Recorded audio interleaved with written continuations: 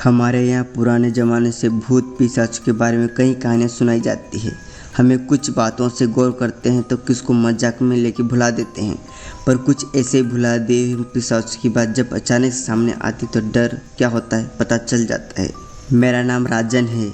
मैं मार्केटिंग में एक जगह काम करता हूँ। मेरी नौकरी की वजह से मुझे हमेशा यहाँ वहाँ घूमना पड़ता है। रात के समय बहुत बार लॉज होटल में रुकना होता है। वैसे तो उसका पैसा कंपनी देती है, लेकिन कुछ पैसे बच जाए इसलिए मैं छोटे होटल में रुककर ज़्यादा का बिल बनवा लेता था, ताकि वो जोड़ के कुछ ऊपर की कमाई हो सके। पर कभी सोचा नहीं था कि ये सब मेरी जान पर बन आएगा। मैं एक बार शाहपुर नाम के एक छोटे शहर के लिए अपनी बाइक से निकला था। कंपनी का काम था और वहाँ से ऑर्डर भी लेने थे।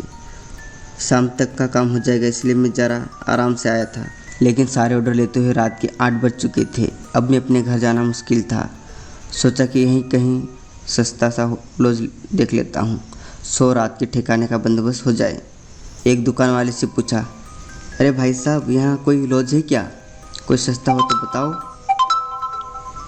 उसने मेरी ओर देखा और अनदेखा करके बोला, यहाँ कोई लॉज नहीं है। हाँ, लेकिन यहाँ से 2 मील पे एक छोटा सा ढाबा है, वहाँ तुम खाना खाओ तो रुकने का इंतज़ाम करा लेते हैं। मैं उसको मन ही मन ठीक है बोल के निकला। तभी उसने आवाज़ लगाई। पीछे वही दुकानदार आ रहा था।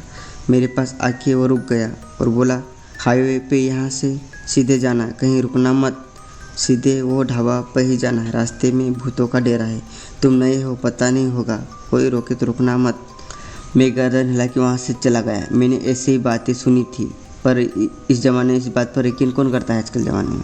थोड़ी ठंडी हवा चल रही थी, हेलमेट के अंदर भी मस्त हो रही थी। मुझे ठंड से जुकाम होता है इसलिए जैकेट पहना था। मैंने शहर से जैसे ही बाहर निकला, घनी सी झाड़ियाँ चालू हो गई। एक बड़ा सा मोड़ आया तो मैंने गाड़ी जरा धीरे की और हॉर्न बजाया। तभी एक पेड़ के नीचे एक आदमी सोया था देखा। मैंने सोचा कोई भिखारी होगा या कोई दारू पी के पड़ा होगा। मैं बिना रुके वहाँ से चला गया। थोड़ी दूर जाने के बाद एक रोशनी दिखी। मुझे लगा कि वही ढाबा होगा जो वो दुकानदार बोल रहा था। पास जाके देखा तो एक छोटा सा घर था। बाहर लिखा था होटल माया। एक दिया जल रहा था और बाहर एक कोने में आग जल रही थी। पास में कोई दिख नहीं रहा था तो मैंने बाहर से आवाज़ लगाई, कोई है? काफ़ी देर के बाद एक दिया लेके एक बुढ़िया आई। वो काफ़ी उम्र की लग रही थी, लकड़ी के सहारे चल रही थी। देखने से सब कुछ ठीक लग रहा था तो मैंने उस बुढ़िया से पूछ लिया, अम्मा, यहाँ रात के लिए कोई रुकने के लिए कोई इंतज़ाम है क्या? जो बनता हो किराया दूंगा।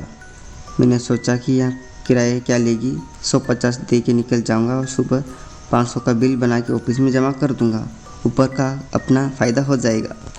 वो बोली, हाँ, अगर खाना चाहे तो वो भी मिलेगा। मैंने साथ में कुछ बिस्कुट और चिप्स के पैकेट्स रखे थे। ये सब मैं हमेशा साथ में रखता हूँ। सोचा कि इसको रात को दिखाई तो देता ही नहीं होगा, पता नहीं खाना बनाने में कितना टाइम लगेगा, क्या पता। मैं बोला, नहीं अम्मा, शहर से निकला हूँ तो खा के ही आया हूँ, वहाँ से तुम कमरा दिखा दो, सुबह जल्दी निकलना है। वो इशारे से चलने को बोली। मैं उसके पीछे चला गया। घर के अंदर से काफ़ी साफ़ सुथरा लग रहा था। भीतर जाते ही दाहिनी तरफ से 2 कमरे थे। एक में मुझे छोड़कर वो चली गई।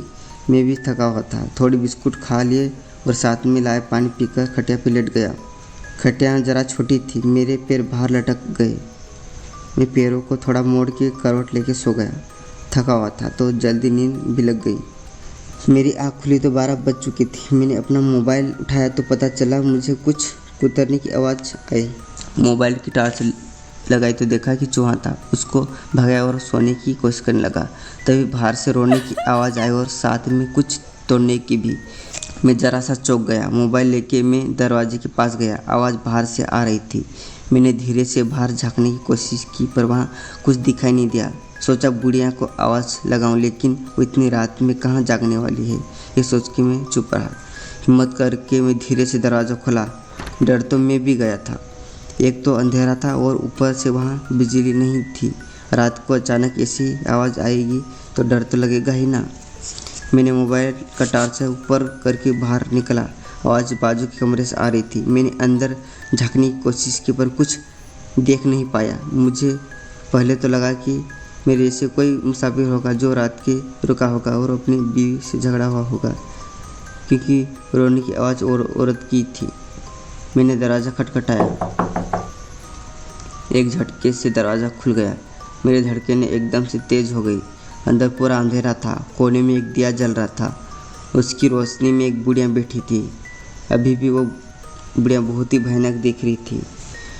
वो मेरी तरफ अपनी लाल आँखों से देख रही थी। मैंने जैसे ही मोबाइल टॉर्च से पूरे कमरे में घुमाया, मैं चकरा गया। एक आदमी सफ़ेद कपड़े पहने था। पूरे कपड़े खून से रंगे हुए थे और वो लकड़ी के लट्ठे पर कुछ काट रहा था। और जो आवाज़ आ रही थी वो काटने की वहीं से आ रही थी। ये वही आदमी था। शायद वो मुझे रास्ते में पड़ा दिखाई दिया। वो किसी औरत को काट रहा था। वो वही औरत दर्द से चिल्ला रही थी। मेरा दिमाग एकदम से सन्न हो गया, पसीने से तर हो गया था। भागना चाहता था लेकिन हिल नहीं पा रहा था। मैं चक्कर खा के वहीं गिर गया, लेकिन नीचे गिरते ही संभाला खुद को। नीचे खून में गिरा था मैं। मेरे गिरते ही मेरे ऊपर चिपचिपे से कीड़े रेंगने लगे। उस बूढ़ी के ऊपर भी कीड़े चढ़े हुए थे। हर तरफ सड़ने की बू आ रही थी। बुढ़िया अचानक से खुकार हो गई। वो हथियार ले मेरी तरफ बढ़ने लगी। मैं तड़प रहा था। वो जैसे ही मेरे करीब आए, मैं अपने दरवाजे को उसके मुंह पर दे मारा। वो नीचे गिर गई। मैंने पूरी ताकत लगा के खुद को खड़ा किया और भगवान का नाम लेके जैसे ही भागा, मानो ओलंपिक की रेस हो। मैं चिल्ला रहा था। बुढ़िया और वो आदमी मेरे पीछे दौड़ रहे थे। मैं रास्ते पर आ चुका था। वैसे ही नंगे पैर जान बचा के भागा। पता नहीं कहाँ, लेकिन जहाँ रास्ता दिखा वहाँ। कुछ देर दौड़ने के बाद मैं थक गया। अब और भागना मुश्किल था। थोड़ी दूर पर फिर से एक रोशनी दिखी, लेकिन इस बार वो ढाबा था। मेरी जान मुट्ठी में लेके भागा। जैसे वहाँ पहुँचा, दोस्त चिल्लाने लगा। वहाँ काम करने वाले लोग उठकर आ गए और मैं बच गया। उन्होंने मुझे पानी पिलाया और तब मेरी जान आई। सारी हकीकत बताने पर एक आदमी बोला, बेटा तेरी तकदीर में ज़िंदगी लिखी है, इसलिए वहाँ बच गया तू। यह सालों से चलता आया है। वहाँ जो भी फंसा है कभी वापस नहीं आया है। वो होटल सबको नहीं दिखता है, शापित होटल है वो, लेकिन जिसको दिखता है वो फंसता है और उन खूनी पिशाचों का शिकार हो जाता है।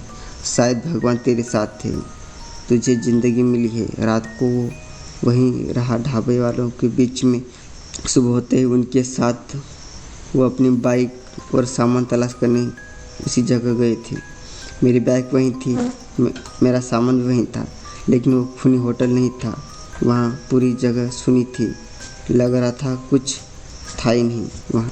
वो एक शापित होटल था। मैंने वहीं काम करने वाले से सुना है कई लोगों की जान ली थी उस होटल ने। मैंने रब से दुआ मांगी और अपनी बाइक लेके वहाँ से घर के लिए निकल गया। अपने सीने के अंदर वो शापित होटल का डर आज भी मुझे डरा देता है।